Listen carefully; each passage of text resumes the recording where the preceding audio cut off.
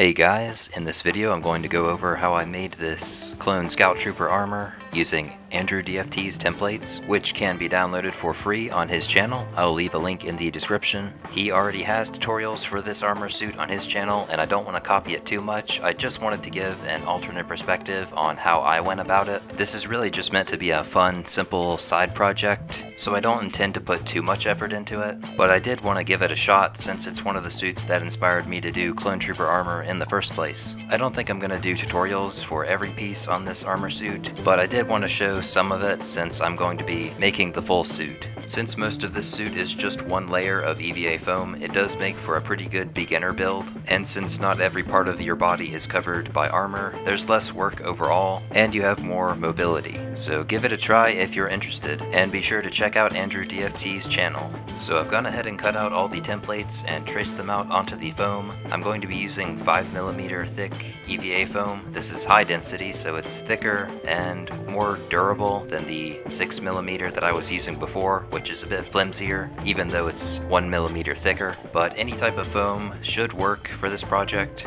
Like I've always said, I do recommend getting a metal ruler when you're cutting out the straight edges on an armor piece, since it will help, straighten out your lines. Pretty much everything in this template worked perfectly. The only real difference that I made myself was on the back side of the armor, where there's like this curved edge in the middle, and I just cut it as a straight line instead of that little curve in it. You'll see when we get to it, but I did change that off screen to what the final painted version looks like now. As you can see, the piece that I'm working on now has a bevel in it, and you'll want to make sure that you bevel it while it's still in the foam. That's just the pointy part on the front of the chest. It's a lot easier to bevel something when it's still in the foam rather than cut it out and then try to bevel it afterwards. The process from here on is pretty standard. I just use a heat gun to heat up the foam and then bend it into the shape it's supposed to be in, and then I hot glue everything together. I hope this build encourages you to just try some quick, easy builds without stressing too much on the details, and that's about all I have to say until painting, which I will cover in a later video.